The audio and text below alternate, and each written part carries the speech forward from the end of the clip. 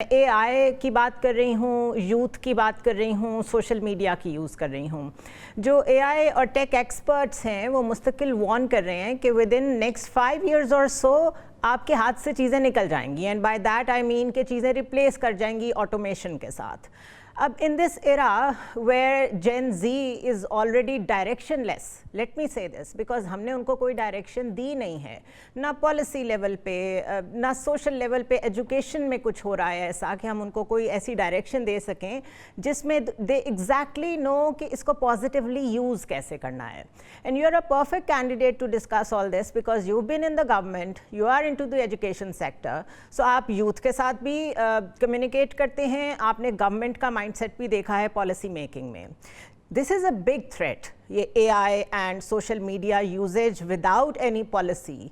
आप इसे कैसे इवैल्यूएट करते हैं? Thank you for having me. देखिए, आर्टिफिशियल इंटेलिजेंस जो है, this is a tool, and like any tool, if it is used in a positive way तो it will yield good results. अब जिस तरह शुरू में कैलकुलेटर्स आए तो कुछ लोगों ने कहा कि आप इसको ना इस्तेमाल करें। जब इंटरनेट आई कुछ लोगों ने कहा कि आप इसको ना यूज़ करें। जब सोशल मीडिया आई तो कुछ लोगों ने कहा कि इसको ना यूज़ करें। लेकिन जब उनको इस चीज़ का इल्म हुआ कि इसके फ़वाइद भी हैं और अगर इसका पॉजिटिव यूज़ किया जाए तो ये बहुत ज़्यादा बेनिफिशियल प्रूव हो सकता है। तो आर्टिफ़िशियल इंटेलिजेंस जो है, इसकी बिल्कुल सेम एप्लीकेशन है।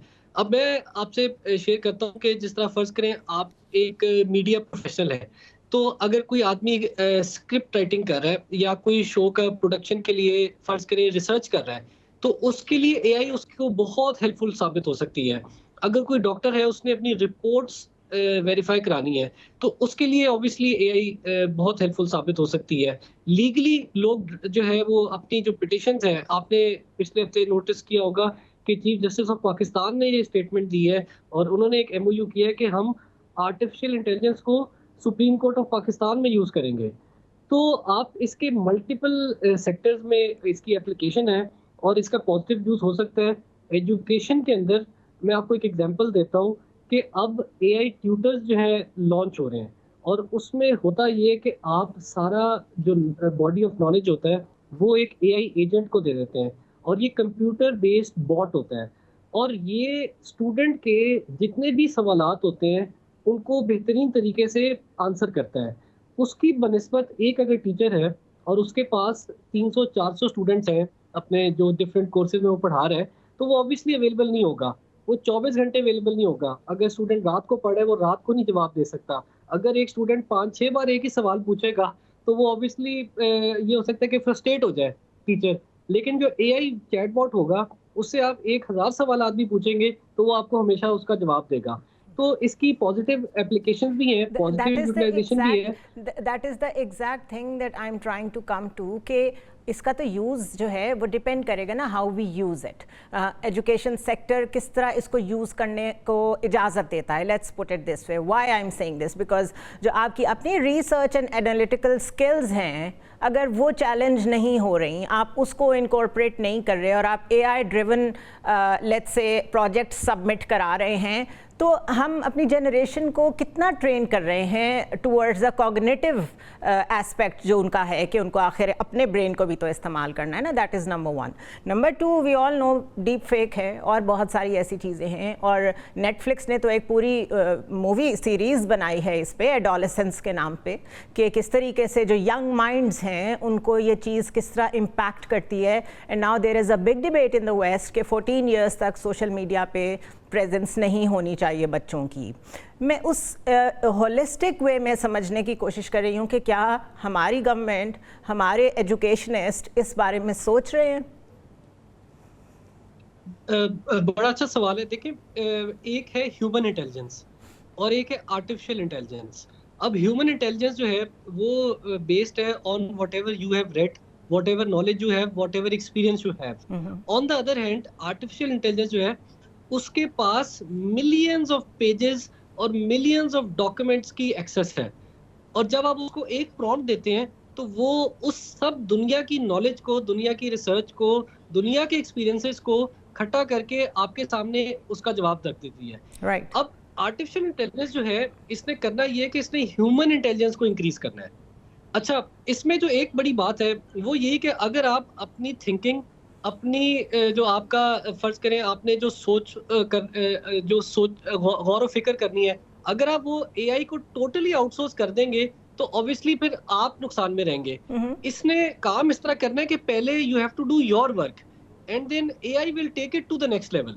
राइट। तो ये एक लोगों को समझने की जरूरत है कि एआई जो है उसने ह्यूमन इंटेलिजेंस को इंक्रीज करना है, हम्म। लेकिन अगर आप अपनी इंटेलिजेंस एआई को आउटसोर्स कर देंगे तो आपकी अपनी इंटेलिजेंस में भी कमी आ सकती है। who will strike this balance, like for example एक यूनिवर्सिटी में जिस लेवल पे असेसमेंट हो रही है स्टूडेंट्स की, वो एक आपके आगे अपना प्रेजेंटेशन रखते हैं, अपना प्रोजेक्ट रखते हैं, इसकी असेसमेंट टीचर्स को भी फिर ट्रेन होना पड़ेगा, यू नो कि they should be able to find out कि ओपन सोर्स से चीज़ आ रही है, एआई से आ रही है, या स्टूडेंट का अपना डेटाबेस भी है जो उसने लाइब्रेरी में बैठ के किया है।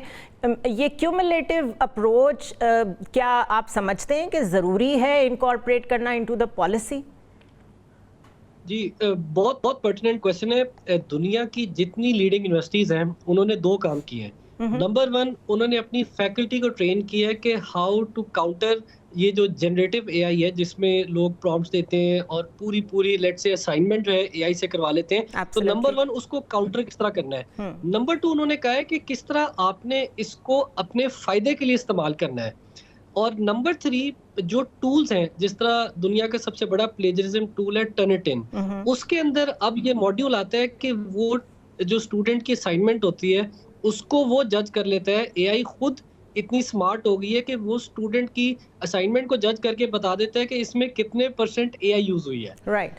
तो स्टूडेंट्स के लिए इसमें एक कोई ऐसा नहीं है कि they can go scot free. Faculty को भी इसमें कोग्नाइजेंट चाहिए, they need to be aware कि इसको किस तरह बेहतर इस्तेमाल किया जा सकता है। और इसके अंदर ट्रेनिंग्स हो रही हैं, इसके अंदर पूरे पाकिस्तान में भी मैं समझता हूँ कि सारी यूनिवर्सिटीज को, सारे स्कूल्स को अपनी फैकल्टी को ट्रेन करने की जरूरत है कि नंबर वन, Absolutely. वो खुद एआई का इस्तेमाल करें। नंबर टू, उनको पता हो कि स्टूडेंट्स से किस तरह एआई का इस्तेमाल कराना है। और नंबर थ्री ये कि इसका जो गलत इस्तेमाल है, जो अनएथिकल यूज है, वो भी रोका जाए। राइट। ओवरऑल सोशल मीडिया ने बड़ी डिविसिवनेस प्रमोट की है पाकिस्तान में। उसके पॉलिटिकल रीजंस भी हैं, उसके सोशल रीजंस भी हैं, उसके एग्जैक्ट रीजंस में टॉप पे ये है हमने कभी कोई यूथ पॉलिसी बनाई ही नहीं है। Now that we are facing many challenges like climate change का इशू है, यूथ बल्ज का इशू है, ह्यूमन माइग्रेशन है, कैपिटल माइग्रेशन है, इन सारी चीज़ों पे सेंसिटाइज करने की और कनेक्ट करने की ज़रूरत है विद द स्टूडेंट्स। आप you are in a perfect position कि आप गवर्नमेंट्स को ये कहें, रिस्पेक्टिव गवर्नमेंट्स को, प्रोविंशियल गवर्नमेंट्स को, कि एक ऐसी कैंपेन चलाएं जिसमें आप यूनिवर्सिटीज़ में आएँ, आप बताएं गवर्नमेंट क्या कर रही है फ्यूचर के लिए यूथ के साथ, कौन से एवेन्यूज़ ओपन कर रही है। होता ये है कि यहाँ तो हम सिर्फ एक ऐड देखते हैं, वो एक पॉलिटिकल सा ऐड होता है जिस पे सियासतदान की तस्वीरें लगी हुई होती हैं और वो पता नहीं किसकी कंजम्पशन के लिए होता है, वो ट्रांसलेट नहीं होता into the universities, into the colleges, into the schools. तो ये जो एक गैप है, इसको कैसे ब्रिज किया जा सकता है?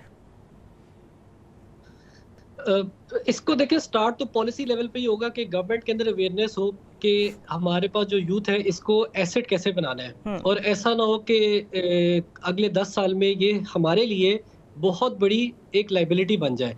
और सबसे जो इसमें फिक्र की बात है वो ये है कि जब अगर ये यूथ को एजुकेशन नहीं मिलेगी, स्किल्स नहीं मिलेंगी, इनको रोजगार नहीं मिलेगा, Hope तो नहीं ये मिलेगी। पूरी दुनिया के लिए एक लाइबिलिटी बन जाएगी। पूरी दुनिया के लिए एक लाइबिलिटी बनेगी। आपके पास अगर 150 मिलियन लोग हैं, 15 करोड़ लोग हैं जिनके पास मुलाजमत नहीं है, जिनके पास तालीम नहीं है, जिनके पास कोई हुनर नहीं है, तो ये पूरी दुनिया के लिए एक न्यूसेंस बनेगा। तो आप अगर फर्ज करें, आज देखते हैं कि गवर्नमेंट क्या कर रही है, तो frankly speaking as an educationist I see them doing nothing in the field of education. उनको रियलाइजेशन ही नहीं है कि तालीम की इंपॉर्टेंस क्या है। इंफ्रास्ट्रक्चर प्रोजेक्ट्स पे ज़्यादा जोर होता है। आप देखें कि आज भी 34% बच्चे पाकिस्तान में स्कूलों से बाहर हैं। स्कूल से बाहर। इंडिया और बांग्लादेश में सेम इशू था 20 साल पहले। आज उधर यूनिवर्सल एजुकेशन है, 99% लोग इनरोल्ड हैं स्कूल्स में। नंबर 2, आप देखें कि पाकिस्तान में 10% लोग यूनिवर्सिटी जा रहे हैं, बांग्लादेश में 20% जा रहे हैं, इंडिया में 30% जा रहे हैं, यूके के अंदर, यूएस में 80% जा रहे हैं, कोरिया के अंदर 100% यूथ यूनिवर्सिटी जाती है। तो हमारे यहाँ सिर्फ 10% जा रहे हैं। तो अब देखें कि ये ऑब्वियसली पॉलिसी लेवल इंटरवेंशंस हैं।